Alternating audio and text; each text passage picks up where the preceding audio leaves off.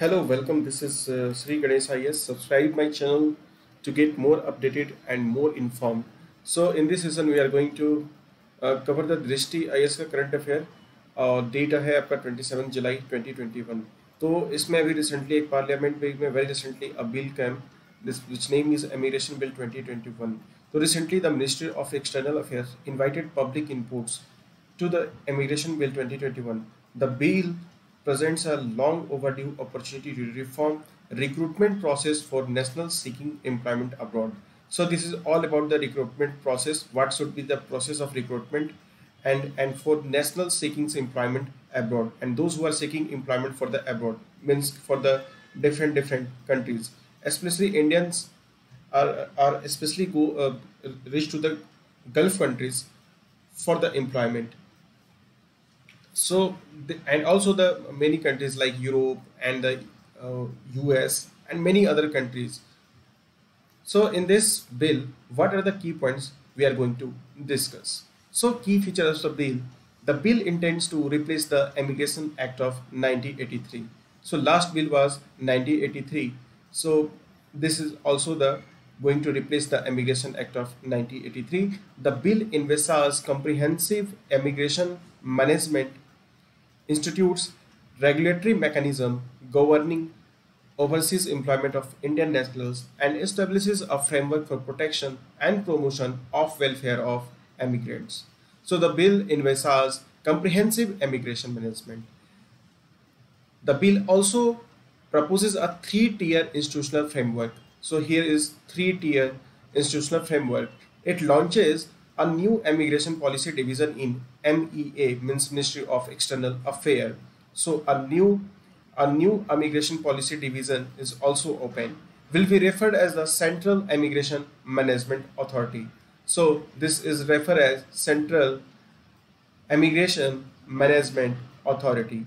It proposes a Bureau of Immigration Policy and Planning and a Bureau of Immigration Administration shall handle day-to-day operational matters and oversees the welfare immigrants.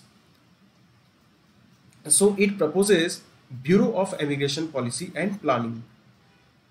The third one is it proposes nodal agencies under a chief immigration officer to ensure the welfare and protection of the immigrants. So it is all about the welfare of the immigrants who are seeking for the employment in the abroad. It promised the government authorities to punish workers by cancelling or suspending their passports and imposing fines up to 50,000 for violating any of the bill provisions. When enforced, it can be used as a tool to crack down on workers who migrate through unregistered brokers. So it can check the unregistered brokers too, or via irregular arrangements such as on tourist visa. So let's suppose though anybody who is seeking for employment in the abroad willing to but his credential his qualifications are not matching with the job, so this man goes to a middleman who is a broker and who passed the qualifications or the attached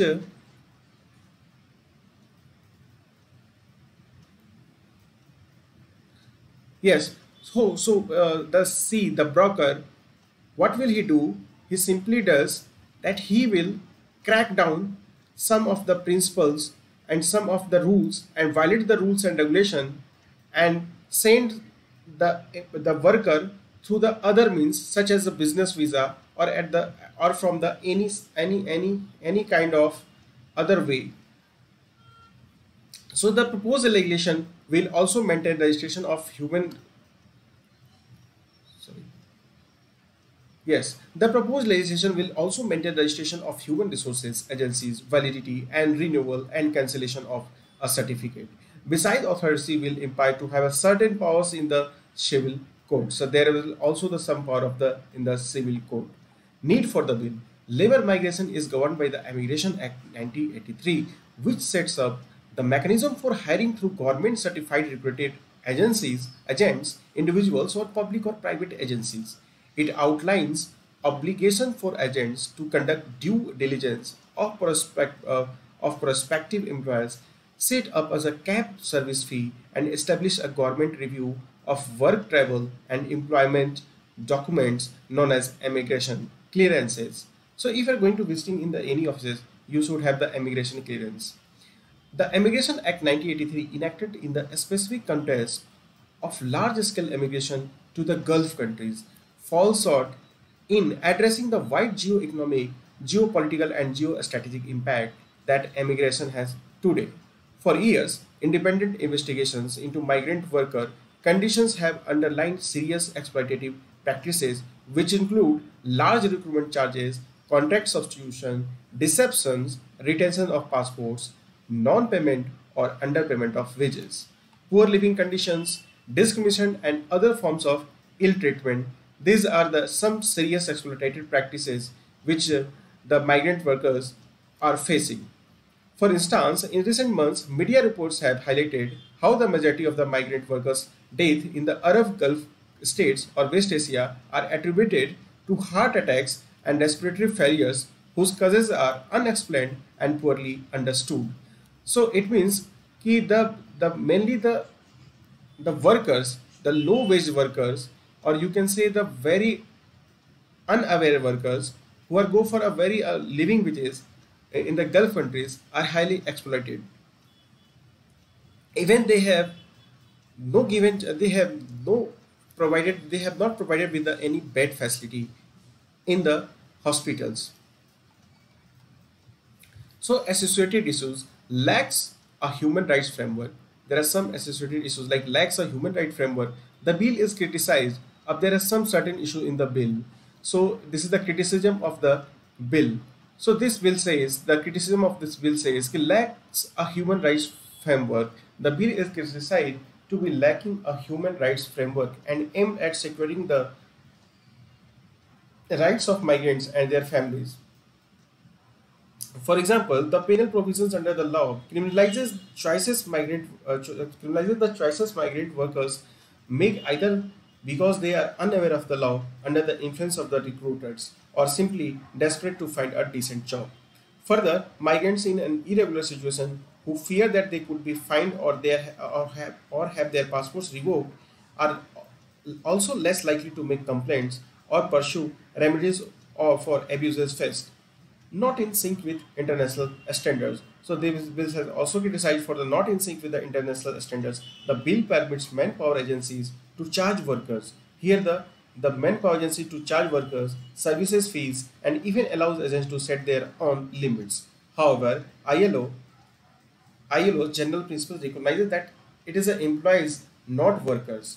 So here it is implied that they were the use employers and not workers who should bear the recruitment payments. So only the employers will bear the cost, not the workers. Workers paid recruitment fees, eat into their saving, force them to take high interest loan, leave workers in situation of debt bondage. So suppose that a person who is willing to go to the Gulf countries and he has not money to pay the fee to the middleman and also for the tickets for the as a transportation fee, their transportation fee. So what they did, they simply go to a third man and take a debt, and this became a debt trap, because when they reach to the Gulf country, maybe it has higher chances that they are cheated in the Gulf country and they did not recognize and their job is not recognized and they were sent to the some other unexpected work. So this became also an issue. So it also became the chance of the forced labor. The third one is scant gender dimension. The bill does not also adequately reflect the gender dimension of labor migration. Women have limited agency in recruitment compared to their counterparts and are more likely to be employed in marginalized and informal sector and or isolated occupation in which labor, physical, psychological and sexual abuse are very common. So what should be the way forward? The way forward says that India needs to formulate migration-centric policies, strategies and institutional mechanisms in order to ensure inclusive growth and development and reduce distress-induced migration. This will increase India's prospects for poverty reduction and achieving SDG targets. Okay. So next one is the Insolvency and Bankruptcy Code 2021. So the first time the IBC came in the year 2016. So in this year also the amendment bill, the IBC Amendment Bill 2021 came. So recently the government introduced the IBC Code 2020 in Lok Sabha. The bill is set to replace the IBC Ordinance 2021 promulgated in April 2021. So it introduced an alternative insolvency resolution process for MSME. So earlier there was no MSME in this IBC process. So now in this act, MSME which defaults up to 1 crore called the pre-packaged insolvency resolution process.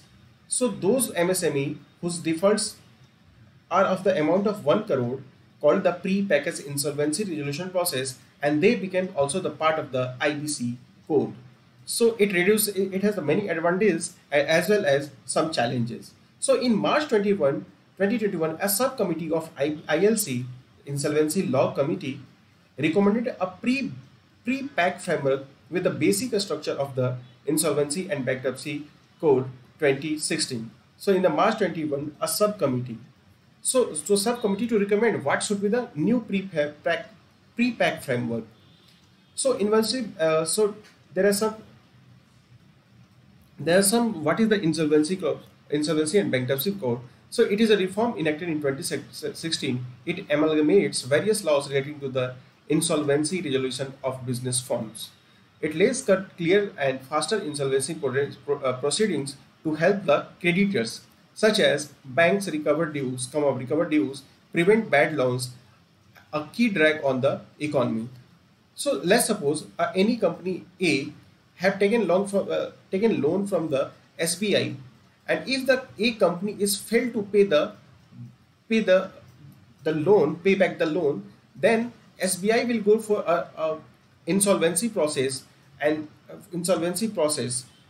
during this process a company has to go for any settlement, or have to or they have to liquidate themselves, or have to sell their assets to the SBI. So this is the process to help the creditors. So keywords: insolvency in a situation where individuals or companies are unable to repay their outstanding debt. Bankruptcy: it is a situation whereby a court or competent jurisdiction has declared a person or entity insolvent, having passed appropriate orders to resolve it and protect the rights of the creditors. It is a legal declaration of one's inability to pay off debts. So there are some key points. So major provisions: distressed corporate debtors are permitted to initiate PIRP with the approval of 2/3 of their creditors to resolve their outstanding debt under the new mechanism. So a corporate debtor is a corporate person who owes debt to any other person. So corporate debtor is who? Is a corporate person who owes debt to any other person. The PIRP also allows a swift challenge to the resolution plan submitted by a CD in a case operational creditors are not paid 100% of their outstanding debt. So they are not paid by the 100%. They paid by some 60 to 40%, 40 to 60%, and the bank says, okay, let's say chalo kuch to aaya. So a Swiss challenge is a method of bidding often used in public projects in which interested party initiates a proposal for a contract or the bid for a project. So this is a Swiss challenge. A Swiss challenge is a method of bidding. So it is a method of bidding often used in the public projects. So about PIRP. So what is a pre-pack is the resolution of the debt of a distressed company through an agreement between secured creditors and investors instead of a public bidding process. So here the entire agreement is between the creditors and the investors. This system of insolvency proceeding has become an increasingly popular mechanism for insolvency resolution in the UK and Europe over the past decade. Pre-packs are largely aimed at providing MSMEs with an opportunity to restructure their liabilities and start with a clean state, while still providing adequate protections so that the system is not misused by the firms to avoid making payments to creditors. So it is not like MSME says, no, I am not going to pay your amounts. So unlike in the case of corporate insolvency resolution process, debtors remains in control of their distressed firm during the PIRP. So under the pre-pack system, financial creditors will agree to terms with a potential investor and seek approval to the resolution plan from the NCLT. So now the need of pre-checks. So CRP CRP is a time-taking resolution, and the end of December 2020, over 86% of the 77 ongoing insolvency resolution proceeding had crossed 270-day threshold. So it will reduce the time. So under the IBC, stakeholders are required to complete the CIP within the 330 days of the initiation of insolvency proceedings. One of the key reasons behind the delays in the CRPC are prolonged litigation by erstwhile promoters and potential bidders. So the bidders and the promoters delay the litigations. Key feature of pre-packs. So insolvency practitioner pre-pack usually requires services of an insolvency practitioner to assist the stakeholders in the conduct of the process. The extent authority of the practitioner varies across jurisdiction. Consensual process. It envisages a consensual process, prior understanding among or approval by stakeholders about the course of action to address a stage of a CD before invoking in the formal part of the process. So no requirement of court approval. It does not always require approval of a court. Where it requires approval, the courts often get guided by commercial wisdom of the parties. So often the approval of the court often get guided by the commercial wisdom of the parties. Outcomes of the pre-pack process where approved by the court is bidding on all stakeholders. So benefit of the pre-packs. So quick resolution, it is limited to a maximum 120 days. So here is the quick resolution. With only 90 days are available to the stakeholders to bring the resolution plan to the NCLT. So besides offering a way for MSME to restructure their debts, the pre-pack scheme could also reduce the burden on benches of the NCLT by offering a faster resolution mechanism than ordinary CIRPS. Minimize disruption to the business. So the first one is quick resolution and second one is the minimizes disruption to the business. Existing management retains control in the case of pre-packs rather than resolution professional in CIRP. Hence avoids the cost of disruption of business and continues to retain employees, suppliers, customer and investor. So third one is addresses the entire liability side. So PIRP will help the CD to enter into constitutional restructuring. So there should be consents with lenders and address entire liability side of the company. What are the challenges of the PIRP? So raising additional capital. Initially, CDs may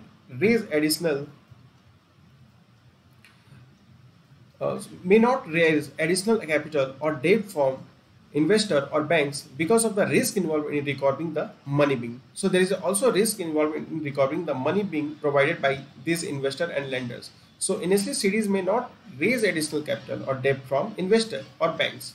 So there is also a small time. Resolution plan under PIP is a 90 days with an additional 30 days to AA adjudicating authority for support of the scheme.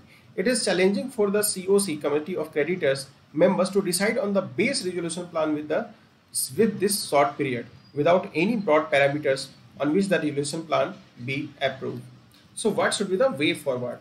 So here the way forward, while the PIRP is a timely effort to protect viable MSMEs, it is likely that the operationalizing it only for MSME now may just as the first step towards a sound pre-pack and will lead to much wider coverage in the future, which like the IBC is expected to evolve with time and jurisprudence. The government should consider setting up specific benches of the NCLT to deal with pre-pack resolution plans to ensure that they are implemented in a time-bound manner. So these articles come from the Indian Express. Now the next current affair is the suspension of FCRA certificates. So why in the news? The Commonwealth Human Rights Initiative (CHRI) has challenged the suspension of its Foreign Contribution Regulation Act certificate for 180 days. So the Commonwealth Human Rights Initiative has challenged the suspension of its Foreign Contribution Regulation Act certificate for 180 days. The Ministry of Home Affairs has suspended CHRI certificate in violation of various provisions of the FCRA Act. So key points of the FCRA Act 2010. The foreign funding of person in India is regulated under the FCRA Act is implemented by Ministry of Home Affairs. So individuals are permitted to accept foreign contribution without permission of MHA. However, the monetary limit for acceptance of such foreign contributions shall be less than 25,000. The Act ensures that the recipients of foreign contributions adhere to the stated purpose for which such contribution has been obtained. So let's suppose if any trust or any person or if any individuals, not he is not trust, he is talking about the individuals, is getting funds to plant some trees, and if he misuse the money, then he will be penalized. So the Act ensures that recipients of foreign contribution adhere to the stated purpose for which such contribution has been obtained. Under the Act, organizations are required to register themselves every 5 years. So you have to register yourself for every 5 years. So now the FCRA Act 2020. So prohibition to accept foreign contribution. The Act bars public servants. Here the Act bars public servants from receiving foreign contributions.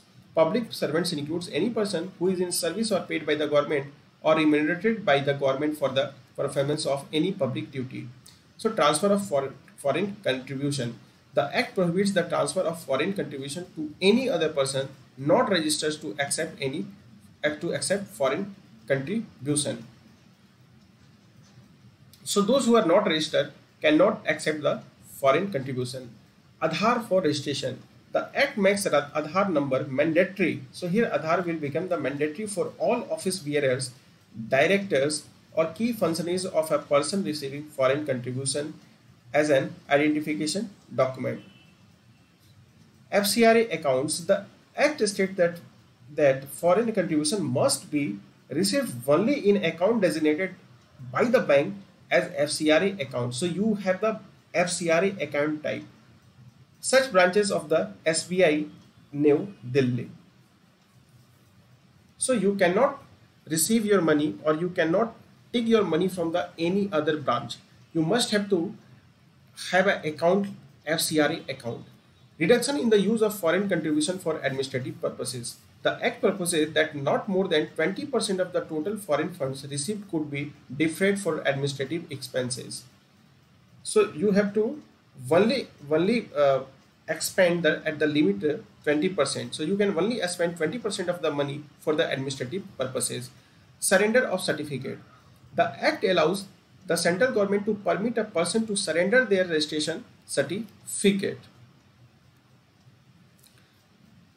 So the central government to permit a person to surrender their registrations. So here the central government can surrender the certificates. Other regulations such as the widening the scope of foreign contribution under the issued regulations, donation given in Indian rupees by any foreign source or included foreigners of Indian origins like overseas citizens of India or person of Indian origins, cardholders should also be treated as foreign contributions. Meeting the standards of FATF. The guidelines mandate that good practices should be followed by NGOs in accordance with the standard of the Global Financing Watchdog Financial Action Task Force. So FATF is OECD based headquarter in Paris. So it has some kind of list, grey list, black list. Okay. So it asks NGOs to inform the ministry about suspicious activity of any donor or recipient and take due diligence of its employees at the same time of recruitment. So argument of CHRI, the suspension order is contrary to the framework of the scheme set out. So what are the arguments? The suspension order is contrary to the framework of the scheme set out under the FCRA Act, and even the suspension was passed without initiating any inquiry. The suspension order was based wholly incorrect facts and violates the basic principle of natural justice. So issue related to FCRA, a scope is not defined. It prohibits the recipient of foreign contribution for any activities determinal to the national interest or the economic interest of the state. However, there is no clear guidance on what constitutes the public interest. Limits of the fundamental rights. The FCRA restrictions have serious consequences on both the rights to free speech and freedom of association under Article 19(1)(a) and 19(1)(c) of the Constitution. So, what is the Commonwealth Human Rights Initiative? So, CHRI is an independent, non-partisan international non-government organization working in the practical realization of human rights across the Commonwealth.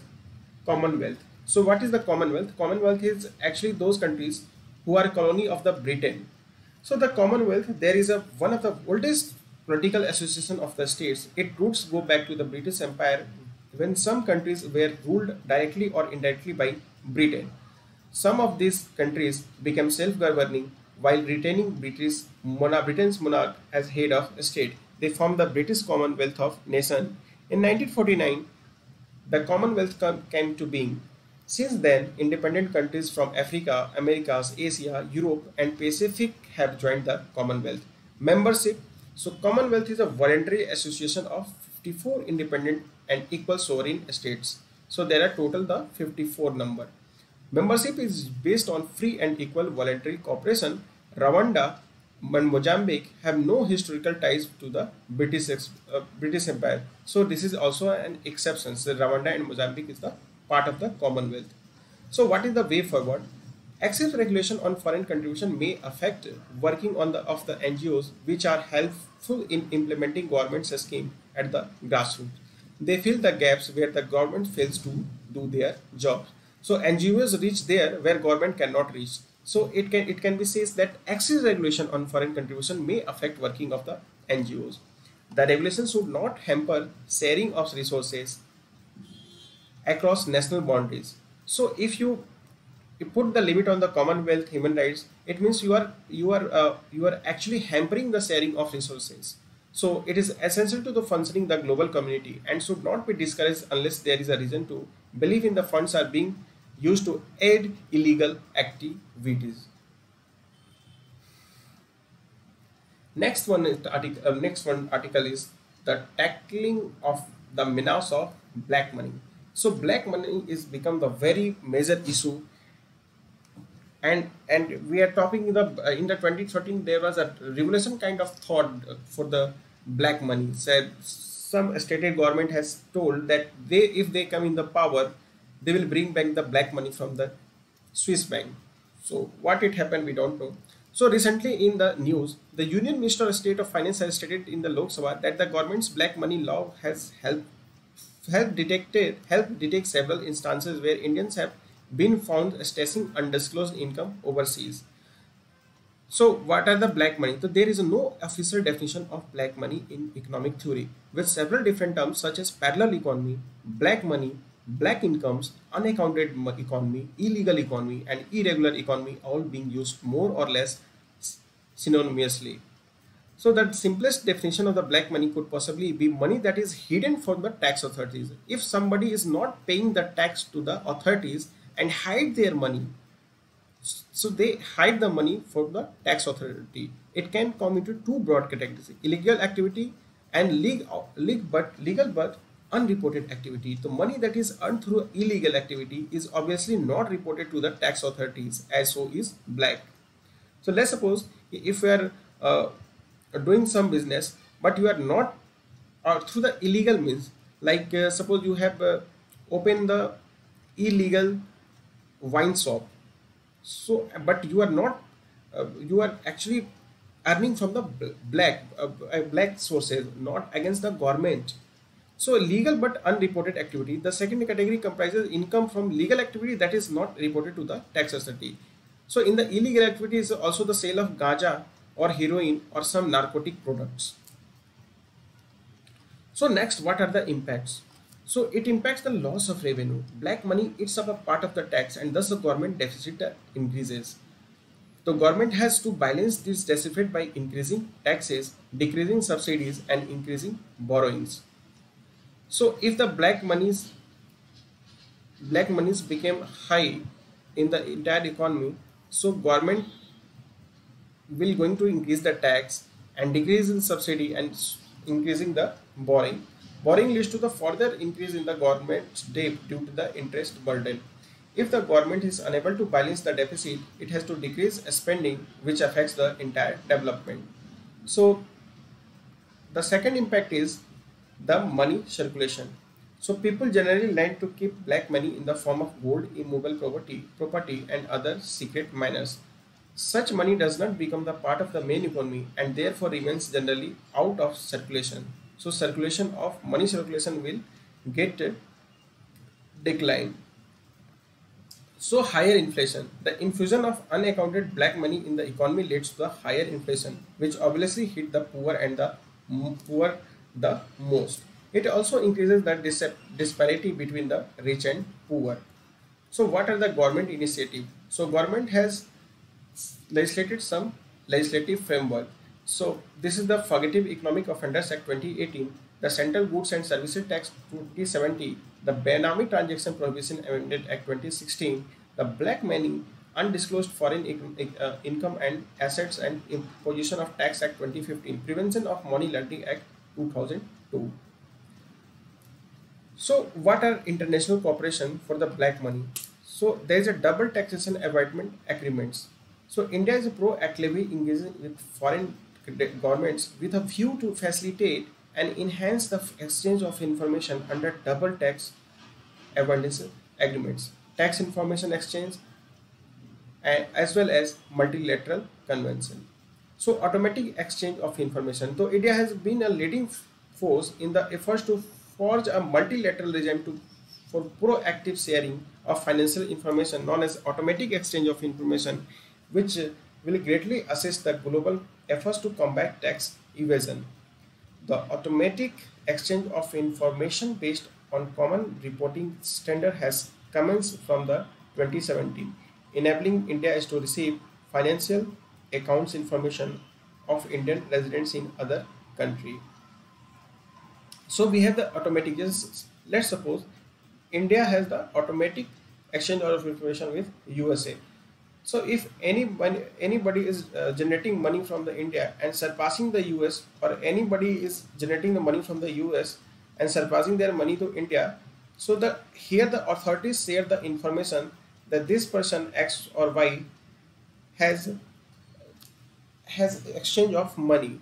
So there is an automatic exchange of information. The automatic exchange of information based on common reporting standard has commenced in 2017, and this comes in the 2017, enabling India to receive financial account information of Indian residents in other countries. So Foreign Account Tax Compliance Act of USA. India has entered into an information sharing agreement with the US under this act. So way forward. Since black money means is still untamed, therefore a lot of more needs to be done to tackle it. Some of the outstanding steps that can be taken are appropriate legislation framework related to public procurement, prevention of bribery of foreign officials, citizens grievance redressal, whistleblower protection, UID Aadhaar.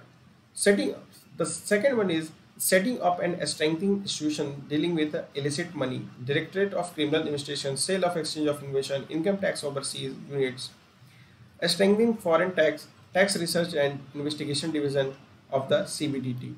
Electoral reforms. Elections are one of the biggest channels to utilize the black money. Appropriate reforms to reduce the power in money to power in election. So here also imparting skills to personnel for effective action, both domestic and international training pertaining to the concerned area. For instance, the Financial Intelligence Unit India makes proactive efforts to regularly upgrade the skills of its employees by providing them opportunities for training on anti-money laundering, terrorist financing and related economic issues. So now the new facilities under strategic petroleum reserves. So this is the fifth number current affair. So what is strategic petroleum reserves and why this in the news? So first we are going to know why in news. So recently under a strategic petroleum reserves program, the government has given approval for establishing two additional facilities. In 2020, India filled its strategic petroleum reserve in view of the slump in crude oil prices. So the crude oil is a very volatile. The prices always keeps go and down. So India has filled strategic petroleum reserves. So what are the key points? So new facilities, the new facility will be commercial cum strategic facilities with a total storage capacity of 6.5 million ton underground storage at Chandikhol, Odisha and Padur in Karnataka. So they will be in the public-private partnership mode under phase 2 of the SPR program. So existing facilities under phase 1 of the program, Government of India has established a petroleum storage facility with total capacity of 5.33 MMT at 3 locations such as Vizag, Mangaluru and the Padur, Karnataka. So two are already in the Karnataka and Vizag, Andhra Pradesh is in the Andhra Pradesh. So the petroleum reserves established under the phase 1 are strategic in nature and the crude oil is stored in these reserves will be used during an oil shortage event. So let's suppose if there is a war in the Gulf countries. So if the import of the oil from the Gulf countries has slowed down, then these strategic reserves will be used for this shortage. So what is the strategic petroleum reserves?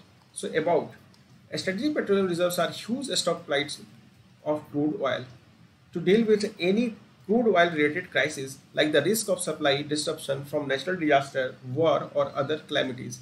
According to the agreement, International Energy Program IEP and International Energy Agency, country has an obligation to hold an emergency oil stocks equivalent to take up at least 90 days. So if any war continues for the 90 days, so India can run their economy by these reserves. So in case of severe oil supply disruption, IE members may decide to release these stocks to the market as the part of their collective action. India became an associate member of the International Energy Association in 2017. The concept of dedicated strategic reserve was first mooted in 1973 in the US and after the OPEC oil crisis. Underground storage is by far most economical method of storing petrol products because the underground facility rules out the requirement of large swaths of land, ensures less evaporation, and since the caverns are built much below the sea level, it is easy to discharge crude into them from sea. So the construction of the strategic crude oil storage facility area is being managed by India Strategic Petroleum Reserves Limited. ISPR is a wholly owned subsidiary of the Oil Industries Development Board under the Ministry of Petroleum and MPNG. After the new facilities get functional, a total of 22 days of oil consumption will be made available. With the strategic facilities, Indian refiners also maintain crude oil storage. So refiners will also going to manage oil storage a stock of 65 days. Thus, approximately a total 87 days strategic reserves plus 65 by Indian refiners of oil consumption will be made available in India after completion of phase 2 of the SPR program. This will be very close to the 90 days mandated by the IEA. So in the phase 2, we will going to achieve the 90 days mandate by the IEA. Needs of the SPRs in India build sufficient capacity. The current capacity of this is not sufficient to tackle any unpredicted event that occurs in the international crude market. So 86% of the country is dependent on oil with hardly 5 million barrels of the oil consumption in a day. So India has the daily 5 million barrels of the consumption in a day. So it will enhance the energy security. The fluctuation in the price of crude oil in the international market leads to a dire need for India to make petroleum reserves to ensure the country's energy security and avoid monetary loss. So what is the way forward? So the demand is to look for assets of energy sources present abroad. India should buy and store the oil in the host countries as Indian assets and retrieve them with the required like China. So we can also store the oil in the host countries. So let's suppose India will store its petroleum in the Iran.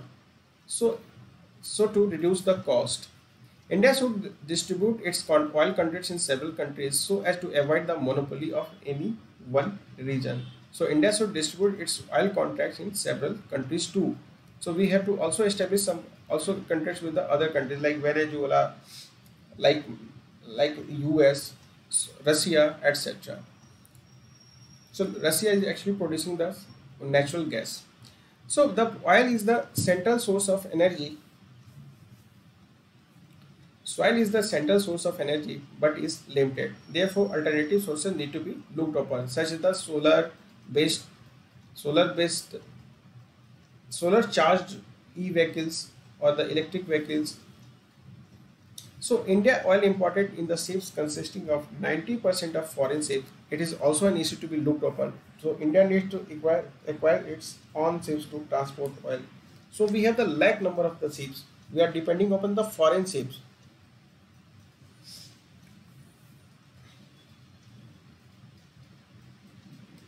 So now the exercise Cutlass Express. So recently Indian naval ship Talwar participated in a multinational training exercise Cutlass Express 2021 being conducted along the east coast of Africa. So if this is the Africa, so this is the east coast. Okay. So about the exercise Cutlass Express. So the exercise is an annual maritime exercise conducted to promote national and regional maritime security in East Africa and Western Indian Ocean. The 2021 edition of the exercise involves participation of 12 Eastern African countries and also US, UK, India and various international organizations like IMO, UNODC means United Nations, Office on Drugs and Crime, Interpol, European Union Naval Force, Critical Maritime Routes, Indian Ocean. The exercise is designed to assess and improve combined maritime laws enforcement capacity, promote national and regular security, and increase interoperability between the regional navies. India's Information Fusion Center, Indian Ocean Region, is also participating in the exercise. So India's participation is in accordance with the India's stated policy towards maritime cooperation in the Indian Ocean region and Vision Sagar security and growth for all in the region. So Sagar is a concept coined by the Narendra Modi, who is presently the Prime Minister of India. So significance of Western Indian Ocean. So the Western Indian Ocean is where the Indian Ocean and Arabian Sea meet. It connects the North America, Europe and Asia, and as such of its global strategic importance. The Western Indian Ocean region comprises 10 countries: Somalia, Kenya, Tanzania, Mozambique, South Africa, Comoros, Madagascar, Seychelles, Mauritius, and the French Overseas Territory of Reunion. So its rich natural resources profile has pushed global players to view the region with increasing interest in recent years. So India's compulsion for energy security and its dependence on overseas resources has been the biggest pull drawing it closer to the region. So this is the and these are the some countries associated with the Western Indian Ocean. So nature of inter-regional cooperation in the WIO region. So program to promote regional maritime security, that is called MES. The MES program was adopted in 2010 in Mauritius and it is jointly run by the European Union and the United Nations Office on Drugs and Crimes. So the program's primary objective is to strengthen the maritime security capacity of Eastern and Southern Africa and the WIO region in order to implement the regional strategy and action plan. Sorry. So the West Indian Ocean origin region in order to implement the regional strategy and action plan against the piracy. Indian Ocean Commission is a part of it. The Dijobiti Code of Conduct. So Dijobiti Code of Conduct, it provides a framework for capacity building in the WIO region and Gulf of Aden in order to counter the threat of piracy. So we can see the lots of piracy near the Gulf of Aden and Red Sea. So in this area, the ship when going to pass, there are lots of pirates, sea pirates, hack the ships and demand ransom. So to check in order to hit the piracy, this is the first such code to be operational in the Western Indian waters. The code was signed in January 2009. G. The amendment to the Dijabhuti Code of Conduct. It was made in 2017 to cover other illicit maritime activities, including human trafficking and illegal, unreported, and unregulated fishing, and to build national and regional capacity to address wider maritime security issues as a basis for sustainable development of the maritime sector. India has joined the Dijabhuti Code and JIDA Amendment. Indian Ocean Commission. The Indian Ocean Commission is an intergovernmental organization founded in 1982, comprises 5 small islands in the Western Indian Ocean, such as the Comoros, Madagascar, Mauritius, and Réunion. Réunion is the French department, and Seychelles. India has been accepted an observation of the IOC. Next one is the Indian Ocean Marine Association. So it established in 1997 and is a regional forum that seeks to build and expand understanding and mutually beneficial cooperation through a consensus-based, evolutionary and non-intrusive approach. So IORA has a 22 member states. So this is the largest, you can say, the association which is working on the Indian Ocean region. So including Australia, Bangladesh, Comoros, India, Indonesia, Iran, Kenya, Madagascar, Malaysia, Maldives, Mauritius, Mozambique, Oman, Seychelles, Singapore, Somalia, South Africa, Sri Lanka, Tanzania, Thailand, UAE, and Yemen. So here is no any UN5. Here is no country from the UNSC, and no any country from the like China is not the member. Not any European countries is the members of the IORA. So its secretariat is based on the Cyber City event Mauritius. So the secretariat of the Indian Ocean Dream Association is in the event Mauritius. So now it is talking about the INS Talwar. So INS Talwar is the lead ship of the Talwar class frigates or Kriwak class stealth ships of the Indian Navy. New frigates, the Kriwak class stealth ships, are built with technology transfer from Russia by Goa Shipyard Limited. Under Make in India, engines for the ships are supplied by Ukraine. So engines are from the Ukraine. In October 2016, India and Russia signed the intergovernmental agreement for 4 Kriwak or Talwar stealth frigates. The first 2 frigates will be built by the Yantar shipyard in Kaliningrad, Russia. The following 2 will be built in GSL. So existing frigates, the Navy already operates 6 Kriwak 3 frigates. The new Kriwak frigates that joined to fleet between the April 2012 and June 2013 is INS Teg, Tarkas and Trikan. The first 3 that joined to the fleet in June 2003 and April 2004 are INS Talwar. So INS Talwar here, and INS Trishul and INS Tabbar. So recently INS Tabbar is also participated in the commemoration of 325th anniversary of Russian Navy. So uses. The other primary is used to accomplish a wide variety of naval missions such as finding and eliminating enemy submarines and large surface ships. So why we are too much working on the Navy? Because in the Indian Ocean region, the influence is China. The influence of China is getting higher day by day. That's why we are very much looking towards the protection and the security of the Indian Ocean region. So it has given the term as the Indo-Pacific region. So Indo-Pacific. So we have also some organization to protect the security of the Indo-Pacific. Now next, the India Forest Cover and Wasteland.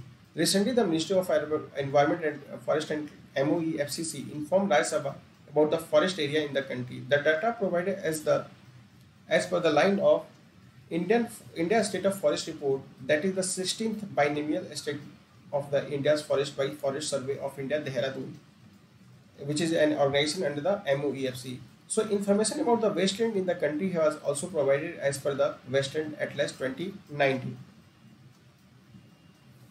So definition of forest. The word forest is not defined in any Central Forest Act, namely the Indian Forest Act 1927 or the Forest Conservation Act 1980. The central government has not laid down any criterion to define forest. The Indian Forest Act 1927 gives states that the right to notify reserve forests in their areas. States are responsible for determining their definition of forest.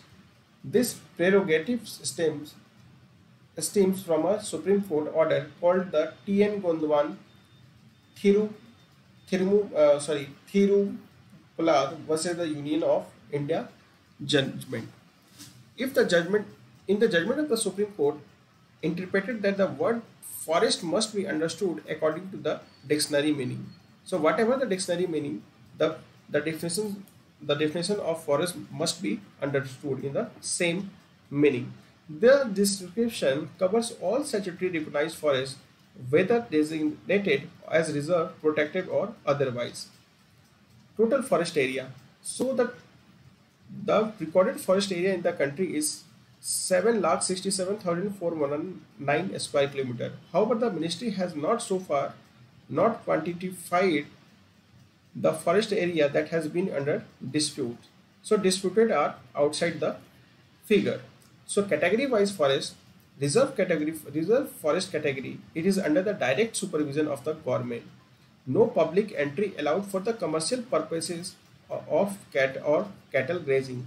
Total area under the category is 4,34,853 square kilometer. So protected forest category, it is looked after by the government. Local people are allowed to collect forest produce and cattle grazing without causing any serious damage. Total area under the category is 218,924 square kilometer. So one is the reserve forest and the second one is the protected forest. And the third one is the unprotected forest category. They are unclassified forest. No restriction on cutting trees or grazing cattle. Total area is 113,642. So we have the more reserve forest. So wasteland. As for the Wasteland Atlas 2019 published by the Ministry of Rural Development. So be careful. Here is the Ministry of Rural Development. The total wasteland in the country is 557,665.51 square kilometer. Wasteland is defined as desertified land, but land that is not used for agriculture, commercial use or as forest land. So wasteland land is defined not as a desertified land, but land that is not used for agriculture. So those land which are not used for the agriculture, commercial use or as forest land. For instance, it could use grassland that are used by the communities for grazing. So what are the government initiatives? So government initiatives, National Mission for a Green India. It is one of the 8 missions under National Action Plan on Climate Change. It was launched in the February 2014 with the objective to safeguard the biological resource of our nation and associated livelihood against the peril of adverse climate change, and to recognize the vital impact of forestry on ecological sustainability, biodiversity conservation, and food, water, and livelihood security.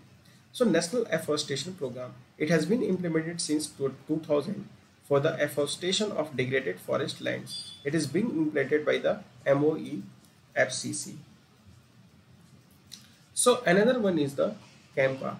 So, launched in the 2016. So this is very important, and many times questions are asked from the CAMPA. So in the CAMPA, 90% of the fund is given to the state. So here 90% of the funds is given to the states, and 10% funds are returned to the by the center.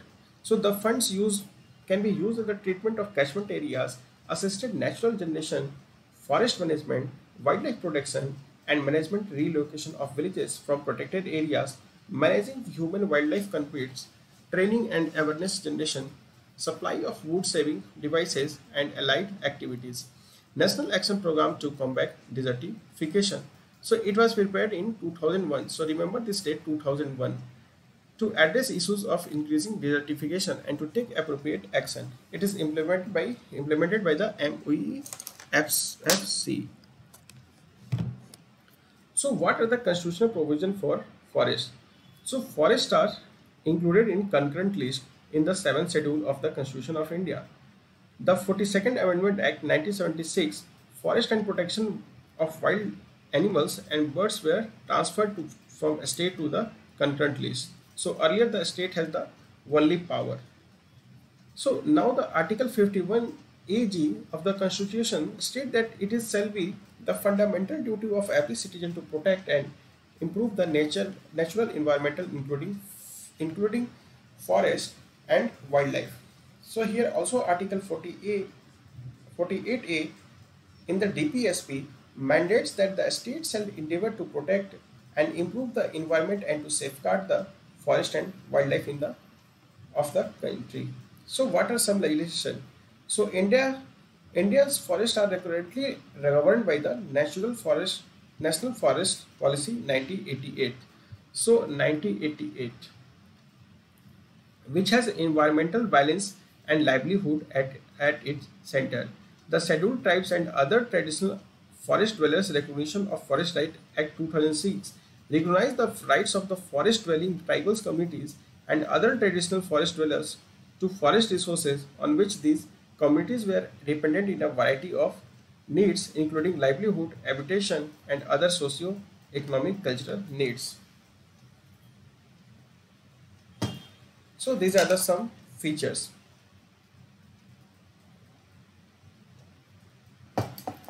So some acts are already mentioned.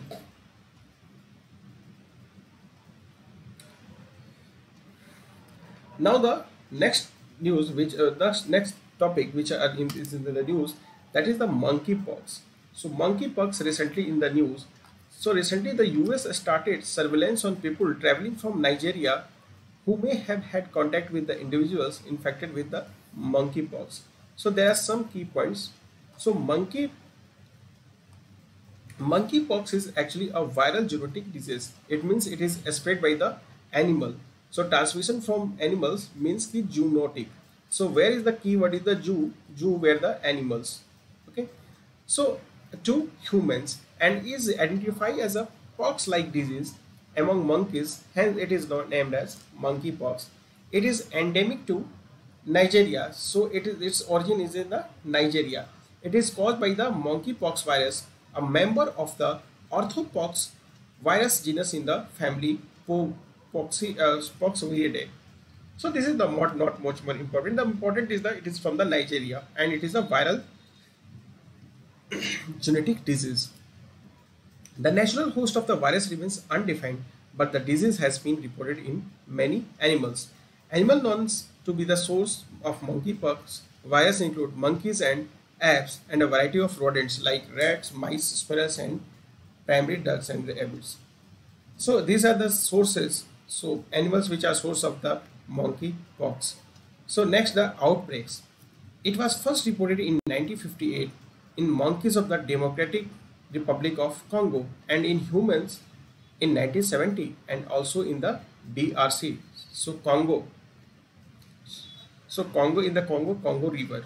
So in 2017 Nigeria experienced a large documented outbreak 40 years after the last confirmed case. Subsequently, the disease has been reported in many West and Central African countries too.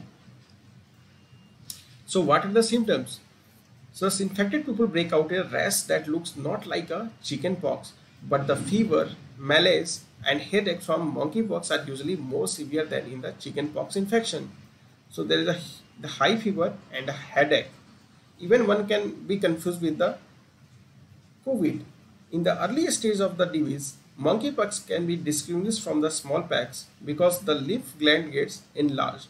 Transmission. Primary infection is direct contact with the blood, bodily fluids, or cutaneous or mucous lesions of an infected animal. Eating inadequately cooked meat of infected animal is also a risk factor.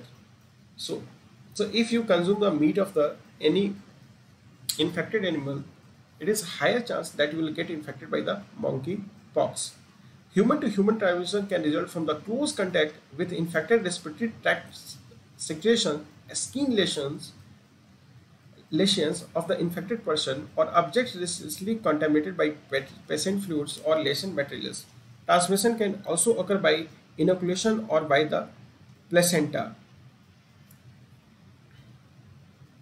So vulnerability, it spreads and can cause one of the out of 10 deaths if infected. So treatment and vaccine, no specific treatment or vaccine available for monkeypox infection. In past, the anti-smallpox vaccine was shown to be 85% effective preventing the monkeypox. But the world was declared free of smallpox in 1980, so the vaccine is not widely available anymore. Currently, there is no global system in place to manage the spread of monkeypox, with each country struggling to contain any outbreak whenever it occurs. So here is the way forward. So way forward is improved surveillance and responses, raise awareness of the disease and avoid contact with animals, especially monkeys.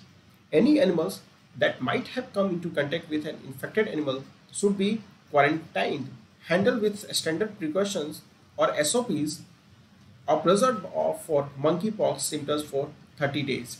It is important to refocus attention on other diseases. There is a drop in number of reported cases endemic disease as people are not seeking care in their health facilities owing to COVID-19. The next most important news is the Garib Nawaz employment scheme. So recently, the Ministry of the Union Minister of Monetary Affairs replied that Parliament that a total number of 371 training centers under the Garib Nawaz employment scheme were opened across the country.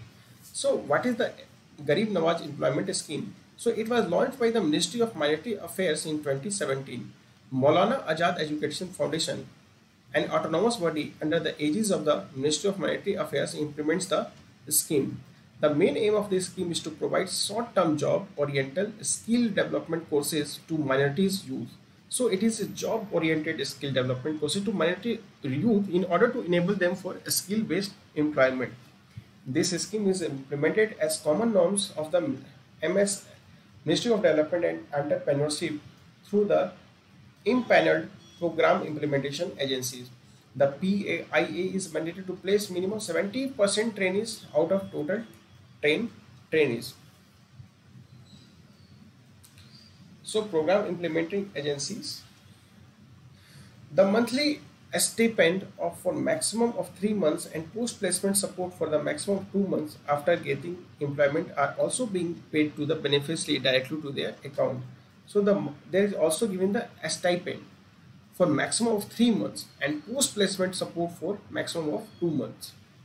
So who are the minorities? The term minority is not defined in the constitution. However, constitution recognizes only religious and linguistic minorities and 6 minority communities in India: Jain, Parsi, Buddhist, Christian, Sikh and Muslims notified by the government. So constitutional provision, Article 29, it provides that any section of the citizens residing in any part of the India have a distinct language, script or culture or of its own shall have the right to conserve the same. It grants protection of both religious minorities as well as linguistic minorities. Under Article 30, all minorities shall have the right to establish and administer the education of their choice. The protection under Article 30 is confined only to minorities, religious or linguistic, and does not extend to any section of citizens as under Article 29. So Article 3350B, the 7th Constitutional Amendment Act of 1956, inserted this article which provides a special officer for linguistic minorities appointed by the President of India. So remember one thing, so we have the only 2 types of minorities. One is the linguistic and other one is the religious minorities.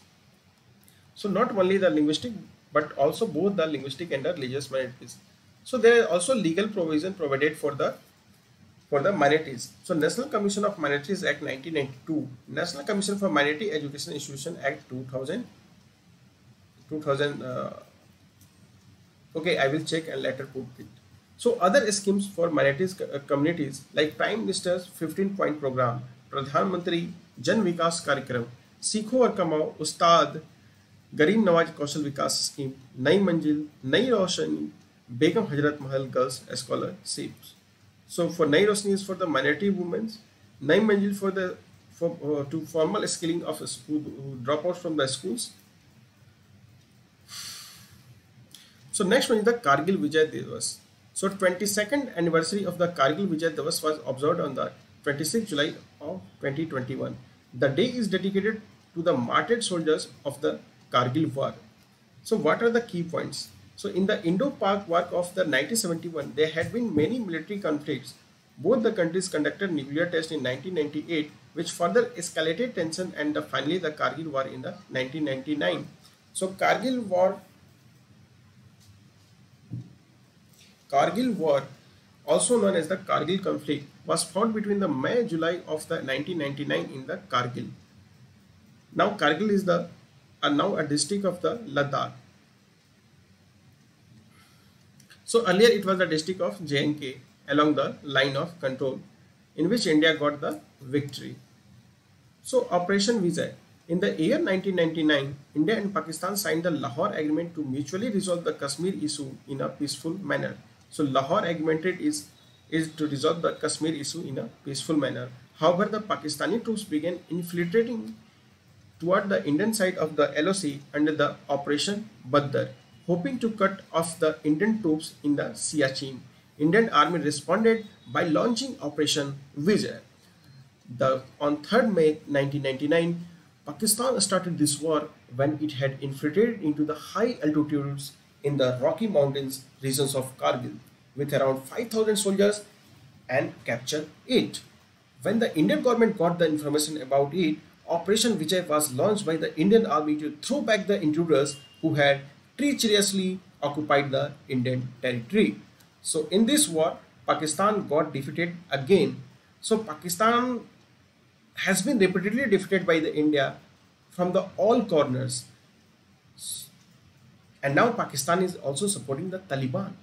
So Pakistan is supporting terrorism too, and they have the non-state actors which are guided by the state actors to spread the terrorism. So for this session, now it is come for the end. So guys, please like and subscribe our channel. My channel is Sri Ganesha IS. So please subscribe more and more and share and more and more for the other latest information. So thanks for watching the video.